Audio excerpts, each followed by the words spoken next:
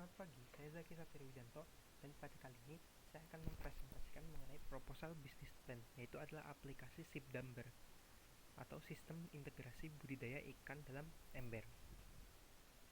Outline pembahasan kali ini ada latar belakang, kemudian disusuli oleh tujuan dan manfaat, kemudian ada gambaran umum rencana usaha yang terdiri dari inovasi yang dikembangkan, desain, dan teknis pelaksanaan.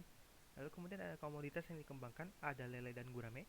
Kemudian ada bisnis model kanvas, kesimpulan, serta yang terakhir adalah ringkasan eksekutif.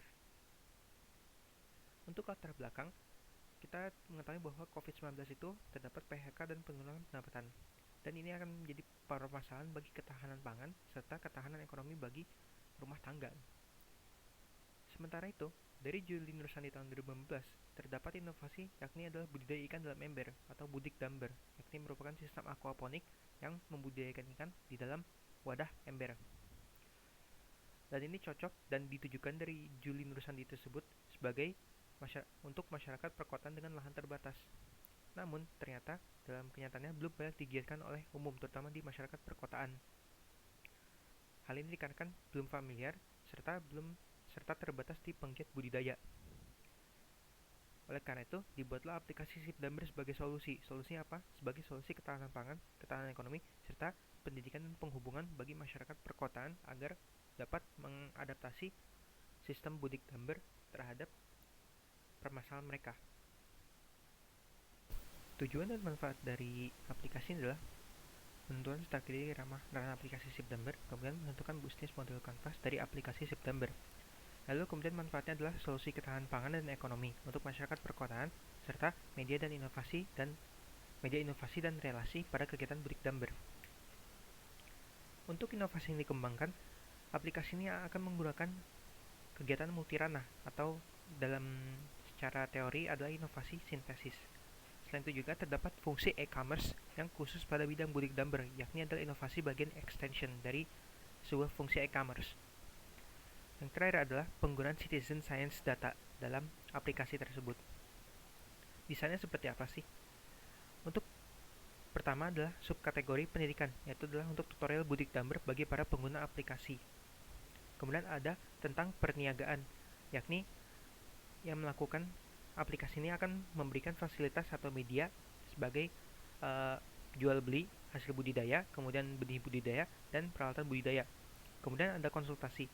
Ini adalah aplikasi ini akan memuat semacam forum answer and question antar customer, baik itu para pemula atau para penggiat budidaya. Kemudian ada bagian innovation section, yakni adalah bagian di mana inovasi dari penelitian maupun dari masyarakat umum dipasang pada aplikasi ini, namun terkhusus pada budik damber. Kemudian terakhir ada data reference, yakni ini adalah pemanfaatan dari citizen science data untuk apabila di budik damber tersebut terdapat data yang diperlukan seperti kualitas air atau kesehatan ikan. Oleh karena masyarakat umum itu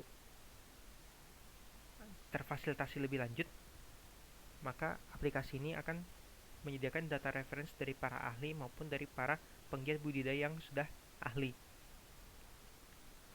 Untuk teknis pelaksanaannya, ini adalah aplikasi di smartphone dan kemudian terdapat akun yang tersinkronisasi langsung oleh email serta terdapat golongan akun. Golongan akun adalah sebagai berikut. Golongan pertama adalah golongan umum, merupakan golongan yang didapat setelah mengunduh dan aktivasi akun di SIPDAMBER. Untuk aksesibilitas kategorinya ada pendidikan dan konsultasi, maksimal 3 postingan dan data referensinya sebagai viewer saja. Sementara untuk premium merupakan golongan yang sudah melakukan pembayaran langganan serta sudah melakukan panen budik damber setidaknya 1 kali. Aksesibilitasnya terdapat pendidikan, lalu kemudian perniagaan apabila sudah verifikasi untuk panen budidaya, terus kemudian konsultasi, lalu kemudian innovation section sebagai viewer saja dan data reference sebagai viewer saja. Lalu yang golongan terakhir adalah golongan budidaya, yaitu adalah golongan premium yang sudah terverifikasi oleh pihak SIPDAMBER, admin SIPDAMBER sebagai ahli dan atau ilmuwan budidaya. Jadi di sini tuh nggak mesti sebagai sarjana budidaya, tapi juga kalau misalnya masyarakat umum itu bisa juga termasuk dalam kategori asal memang benar-benar terbuktikan. Aksesibilitasnya pendidikan, perniagaan, konsultasi, innovation section sebagai kontributor, serta data reference sebagai kontributor.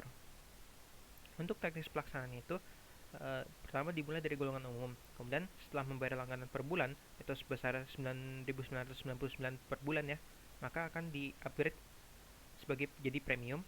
Kemudian apabila ingin jadi sebuah golongan budidaya, akan diperlukan ground check untuk peralatan dan inovasi yang ingin dicanangkan dari orang yang pengen jadi budidaya tersebut.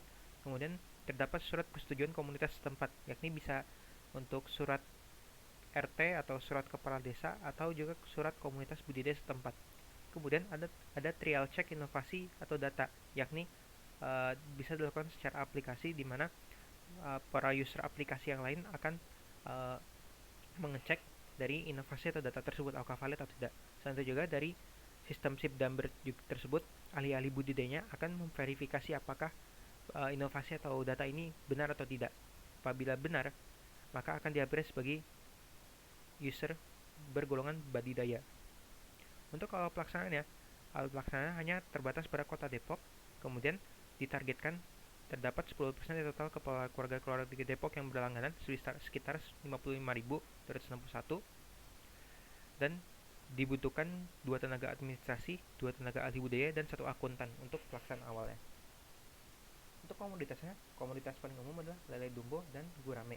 Namun, dalam sumber yang lain, terdapat komoditas air tawar dan komoditas tanaman yang dapat berpotensi sebagai komoditas budidaya seperti gabus, patin, terus kemudian betok. Sementara tanamannya ada bayam, selada, sawi, pakcoy, kangkung, dan genjer. Untuk bisnis model kanvasnya, pertama di customer segment, yakni customernya yang ditargetkan adalah masyarakat perkotaan serta penggiat budidaya di kota. Untuk value propositionnya adalah aplikasi pertama dalam Budidamber, kemudian fleksibel dan memiliki multi ranah, lalu kemudian mudah terkoneksi dengan ahli, baik ahli ilmuwan budidaya atau expert dalam budidaya bagi masyarakat biasa. Kemudian biaya terjangkau dengan 9.000 per bulan. Kemudian juga yang terakhir adalah mudah digunakan dan diakses. Lalu ada customer relationship-nya, yakni membuat komunitas budidaya sistem, yakni dapat menggunakan komunitas budidaya setempat, kemudian ilmuwan-ilmuwan pengguna aplikasi tersebut, lalu kemudian ada ahli-ahli budidaya dari kru SIP-Damber. Untuk key activitiesnya adalah pembuatan aplikasi, maintenance aplikasi, pengolahan proses upgrade user dan menjadi budidaya, serta kontrol dan monitoring kegiatan di aplikasi.